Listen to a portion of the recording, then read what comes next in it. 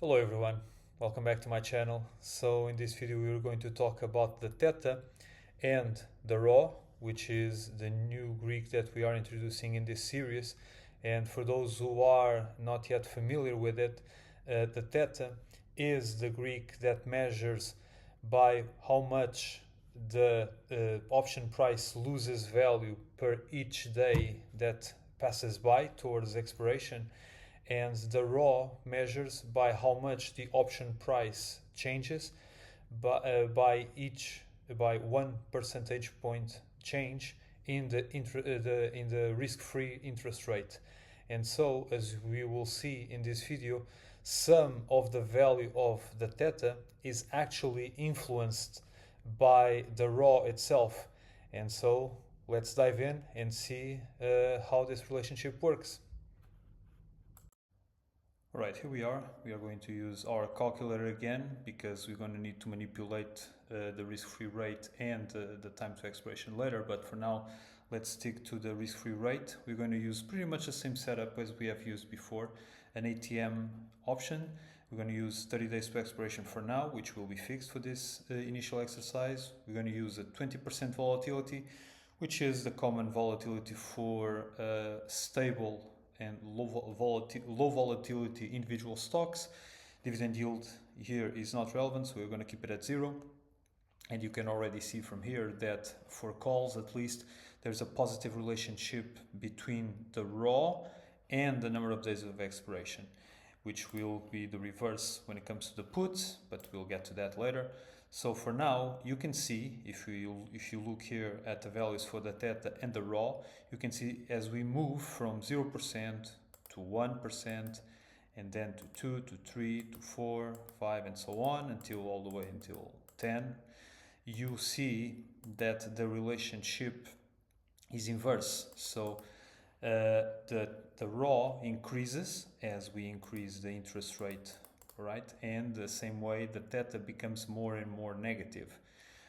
We'll explain this later, but for now this is the relationship that I want you to keep in mind. The relationship is inverse for the calls, all right?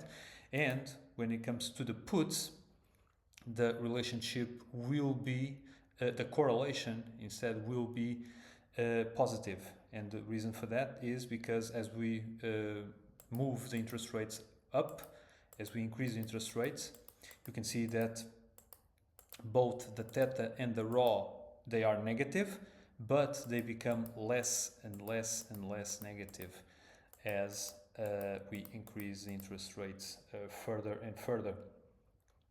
And you can see that, for example, for the puts, for every increase in interest rates that we do, we are getting the option less, the put option less and less sensitive to the changes in the interest rate. And this is, let's just say, a diminishing return. And here's why. Because two things happen for the puts when the interest rate goes up. First of all, each extra bump in the rate, so extra percentage point up, matters a little less than the one before it, all right? And this is true. This is true for both the calls and the puts, all right? But in the calls, this effect is always positive because as we increase interest rates, the Rho increases, all right? It's fairly consistent as you, here if we use only these decimal numbers, but if we use more decimal places, the marginal increase in the case of the calls or the marginal reduction in the case of the puts is getting a tiny bit smaller and smaller and smaller, all right? And second, a higher rate for the puts means that the stock is a little bit less likely to finish below the strike, meaning in the money. And this is bad news for the put, because if you are a put buyer, you want the price to go below the strike so that we can activate the put.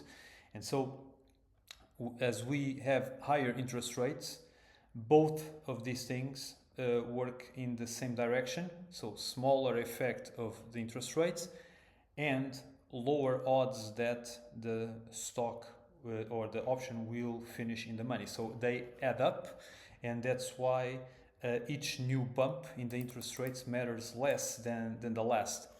In the case of the calls, and let's just put here, for example, 10, interestingly, the opposite happens. So each step up gets a little bit bigger, all right, because the sensitivity of the call to interest rates increases, all right. But each bump matters always a little bit less on its own, like I said.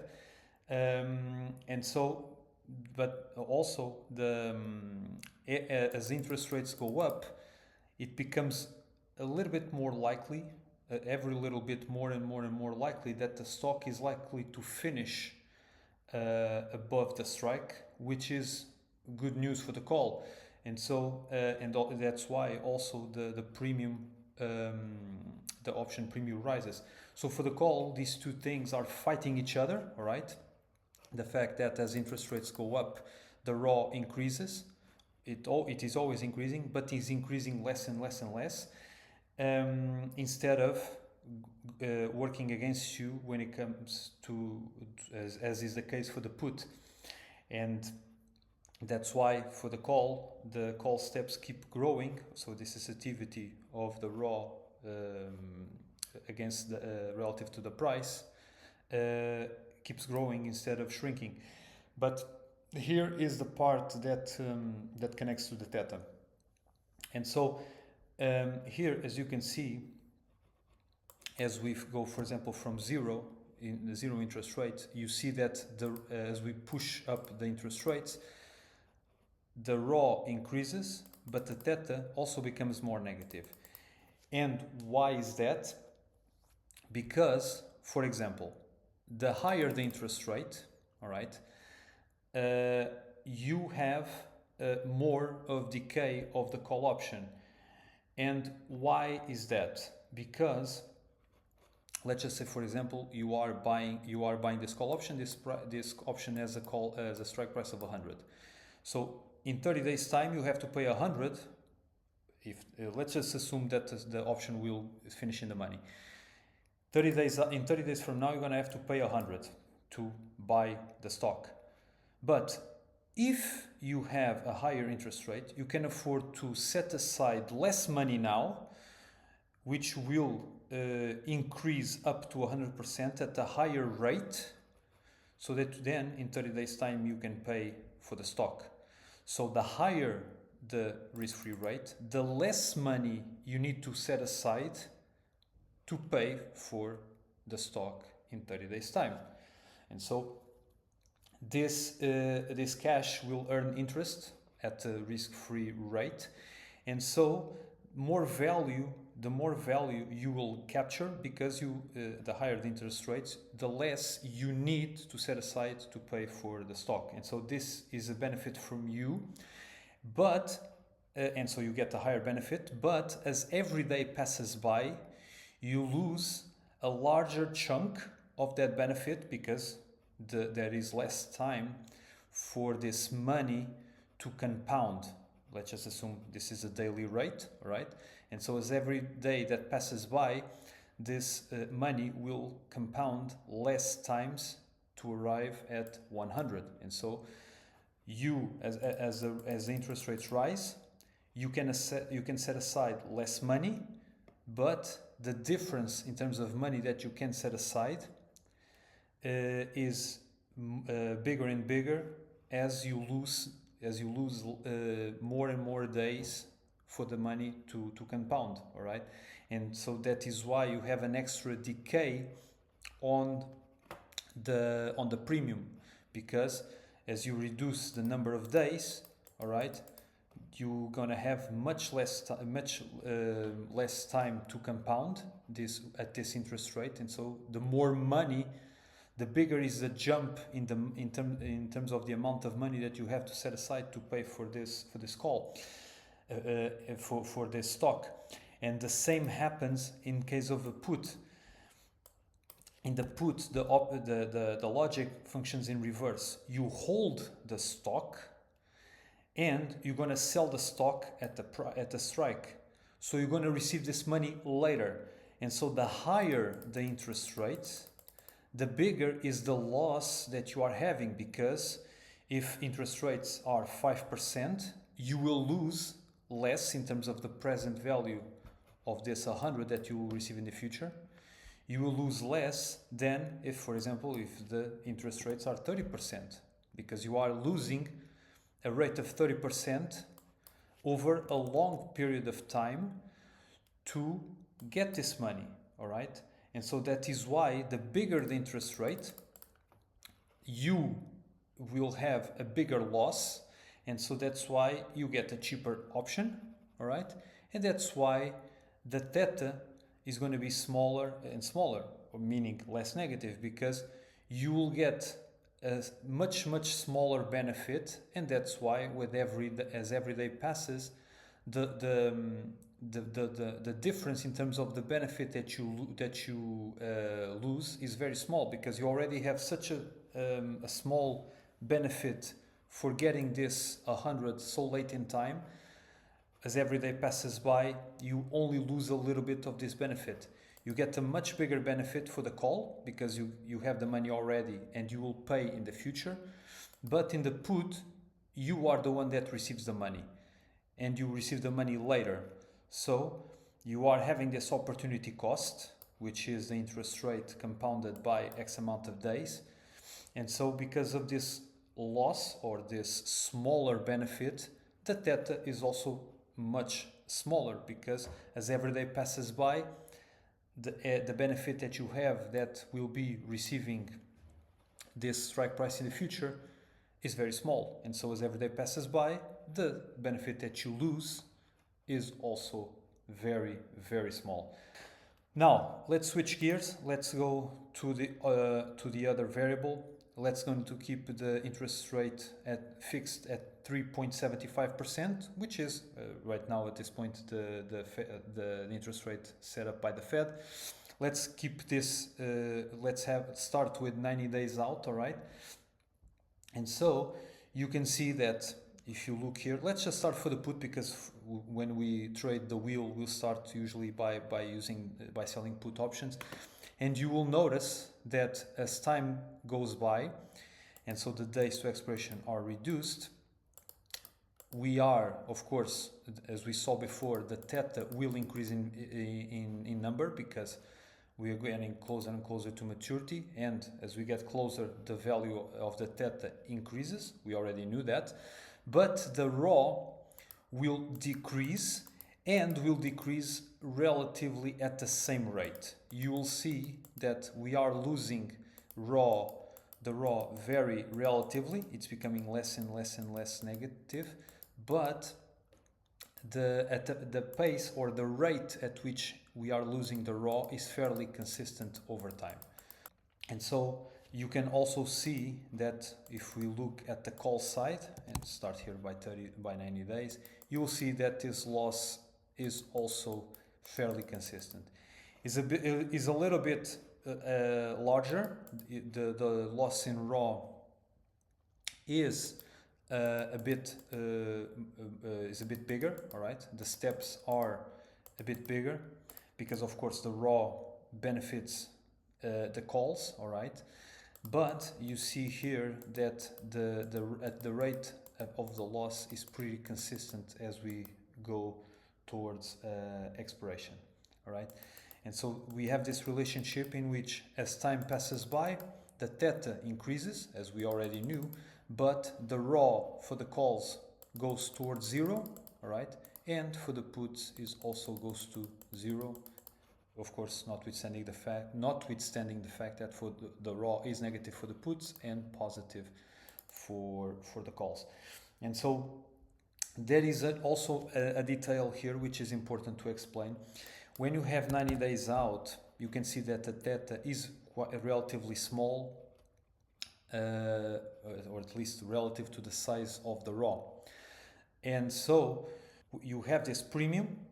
This premium is composed by the Greeks, including the theta and the Rho. As we lose days, you see that, of course, we are losing premium, all right? But a bigger part of this loss, and of course we are just talking about these two variables, because the Rho is much bigger than the theta, most of this loss in premium will come from the Rho, because the Rho is a bigger one, all right, is a bigger number, all right.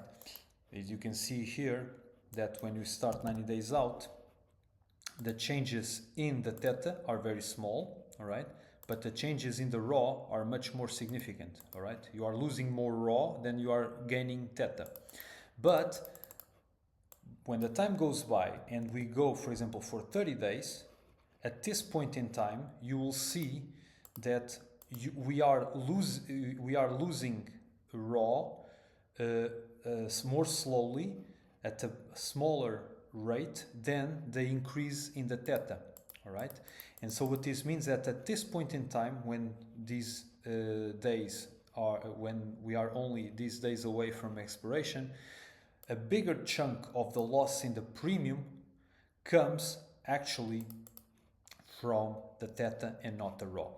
And so this is important for you to understand, especially for the people who trade the wheel, all right. When you are, most of the traders of the wheel trades for with maturities for 30 and between 30 and 45 days, and this also happens for the puts, because here, as you can see, if we use 90 days out, you see that the loss here in terms of the Rho, we lose, for example, 0.013 and then 12 and then 13 and then 13. We are losing always 0.013 of Rho, but you see that here we are only gaining in terms of the theta 0.001 at this time.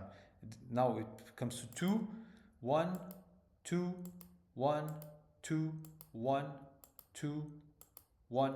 So the theta only increases very, very, very slightly, becomes more negative very, very tiny steps. And so the Rho here assumes a much bigger rate of loss. But then, of course, if we go, for example, for 20 days time, you will see that now the theta is jumping from, for example, here to here is already 0.013, and now the Rho has the same rate, also 13.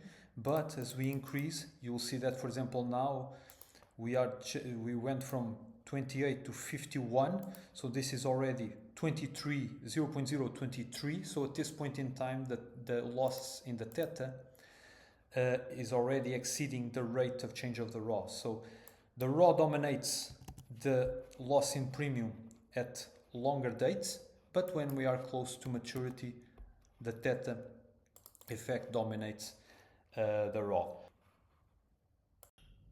And so there are three main takeaways from this relationship.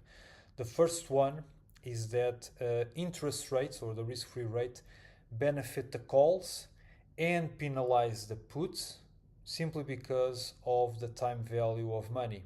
In the case of calls, because you're going to pay later the strike price, you have time to set aside the present value of the strike, let it compound over the course of the life of the option, and then when the option reaches maturity, you have the money of equal to the strike, so you can pay for the stock at the end.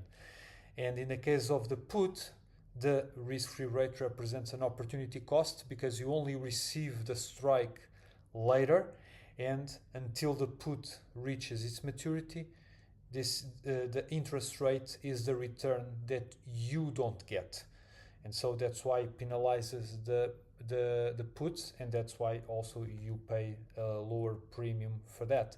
But on the flip side, when it comes to the calls, because you have this benefit also embedded in the theta, what's going to happen is that the theta gets bigger simply because of the higher interest rates. And so as each day passes by, the theta also decays much faster, because with every passing day there is a bigger interest rate that you don't take advantage, because simply you lose the value of one day corresponded to a bigger interest rate. Whereas in the case of the put, because the interest rates penalize the cost of the put, the benefit that you forfeit because of the passage of time is much smaller or either negative, and so that's why in the case of a put, the theta is much smaller, and so with the passage of time, you lose much less time value simply because of the passage of time. And so the second takeaway from this is that when it comes to the passage of time itself, we saw that the Rho comes down towards zero. So because in the case of the options, the Rho is positive. In the case of the calls, the Rho is positive, and as time passes, goes through zero. And in the case of the puts, the Rho is negative and goes towards zero. But they converge, they go to zero at relatively equivalent chunks over time as every day passes. But as we saw in previous videos, the theta decay tends to be very small when we are still far away from expiration and accelerates every single day, and when it gets close to expiration, it decays and falls towards zero very rapidly. And so because of this, we know that in longer dated options, and we saw that, for example, with 90 days out, most of the loss in value of an option comes from the Rho and very little from the theta. But with the passage of time, and when we only get to 15 days or 20 days to expiration, or even less, the contribution of the theta to the loss of value of the option overtakes the contribution by the Rho. And so keep this in mind. And the third takeaway is that if you trade the wheel, and the wheel usually is traded with 30 days out or even 45 days out, so keep in mind that when you trade the wheel with this kind of maturity, the contribution of the theta, so the time value, is going to be much bigger to the loss of value of the option than the Rho, because at that maturity, only in the first few days the Rho will contribute more to the loss of value of the option, but then when it comes to 20 days out and less, the theta will overtake the Rho, will contribute more to the decay of value of the option, and it will be like that until maturity. So if you trade the wheel 30, 45 days out, only in the first few days the Rho will contribute more to the decay of value of the option, and then from that point onwards it will be over the last 20 days or so, 20 something days, it will be the theta that will contribute more to the time to the decay of the price of the option. So keep that in mind. When it comes to trading the wheel, the Rho has a relatively lesser contribution relative to the theta. And so this is pretty much it. Feel free to leave your comments in the comment section down below. I'm also available on LinkedIn in case you need to ask me any questions. And as always, feel free to like the video and subscribe to the channel. And we'll reconvene in the next video.